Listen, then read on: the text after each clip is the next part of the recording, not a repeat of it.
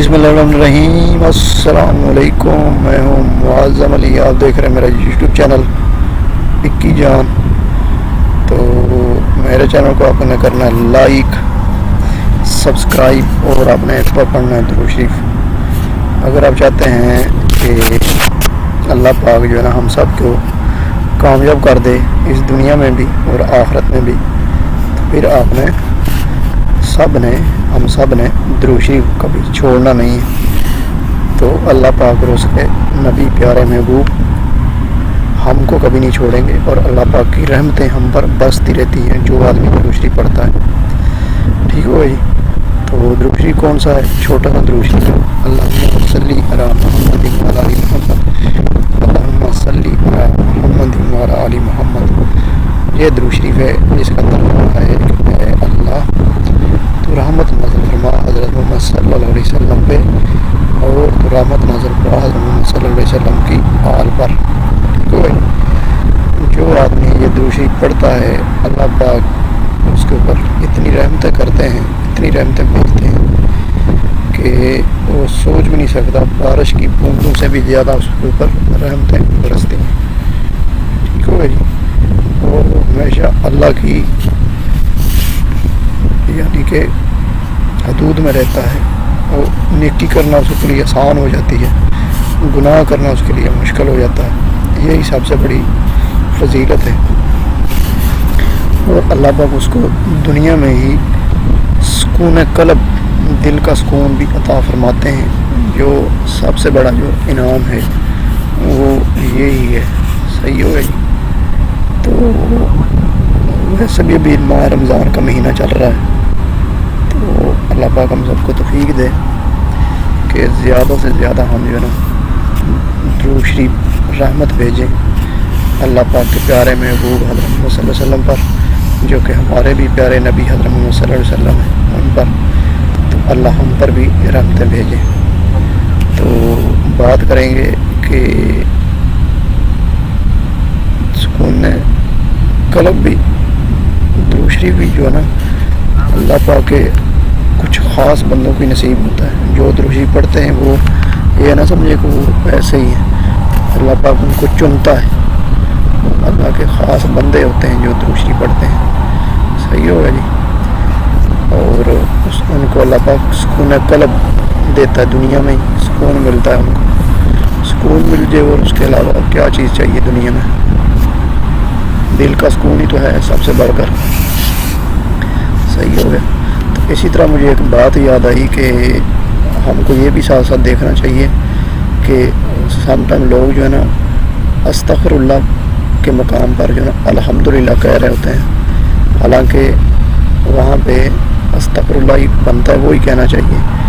जिस तरह for example कोई आदमी गलती से या जानबूझकर भी करप्शन कर रहा है या माल हराम अपनी ज़िंदगी में उसने ऐड किया खाता है और घर बनाता है, उसके ऊपर फट्टी लगा लेता है अल्हम्दुलिल्लाह कहता है, तो अल्लाह पाक उसको क्या करते हैं? फिर उसी को बढ़ाते रहते हैं, उसका वो ही बढ़ता रहता है। फिर हराम पे ऊपर हराम तो कहेगा तो अल्लाह पाक भी उसका हराम ही बढ़ाते रहे।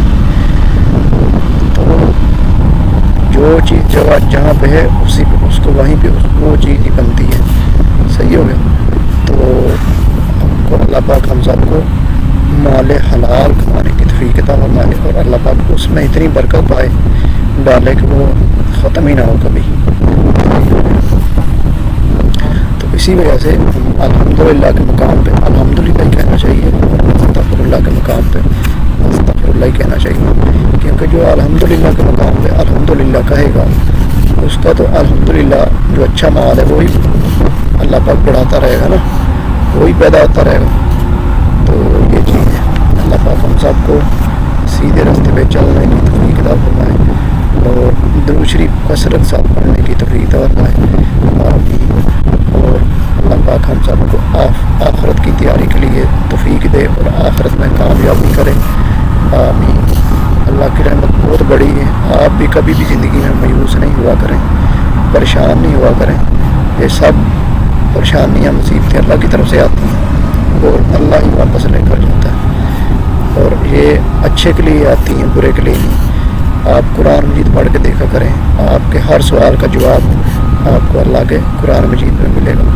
قرآن مجید ایک ایسی کتاب ہے جو آج سے 100 صدی پیچھے چلے جائیں تو اس ٹائم بھی جدید تھا، اور آج 100 صدی بعد میں بھی آج بھی ہمارے لیے جدید ہے، نیا ہے، وہ ہمارے ساتھ ساتھ ہے۔ تو کوئی بھی اگر آپ کو پریشانی ہے، کوئی ٹینشن ہے، ایز اے مسلم ٹینشن ہونی نہیں چاہیے، اگر ہے تو آپ نے دیکھنا ہے کہ کیا آپ اللہ کے ساتھ کتنے کانٹیکٹ میں ہیں، اللہ کے ساتھ ٹچ میں ہیں یا نہیں۔ صحیح ہو گیا۔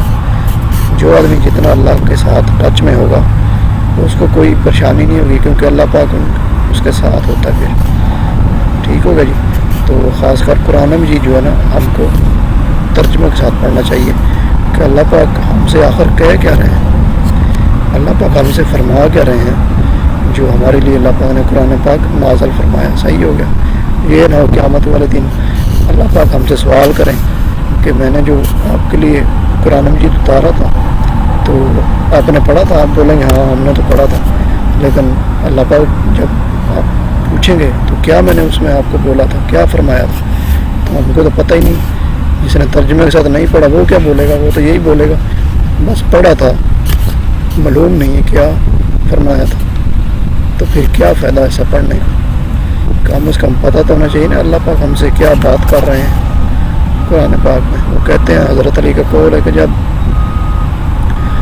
ہم چاہیں کہ اللہ سے ہم بات کریں تو نماز پڑھو، اللہ سے ہم بات کرتے ہیں، اور اگر ہم چاہیں کہ اللہ ہم سے بات کرے تو قرآن پاک پڑھو، پھر اللہ ہم سے بات کرتے ہیں۔ سبحان اللہ، یہ چیز۔ تو امید کرتا میری ویڈیو آپ کو لگے گی اچھی لگی، آپ نے کرنا میرے چینل کو لائک اور سبسکرائب۔ درود شریف آپ نے اینڈ میں ایک بار پھر پڑھنا ہے، اللہم صلی علی محمد و علی آل محمد، اللہم صلی علی محمد و علی آل محمد۔ دنیا اور آخرت کی کامیابی اسی میں ہے، درود شریف میں۔ صحیح ہو گیا۔ تو جس نے اس پیارے سے درود شریف کو پکڑ لیا انشاءاللہ اس نے دنیا بھی پا لی، اس نے آخرت بھی پا لی۔ ویسے بھی جس نے اللہ کو پا لیا اس نے کھویا ہی کیا، اور جس نے اللہ کو کھو دیا اس نے پایا ہی کیا۔ اللہ حافظ۔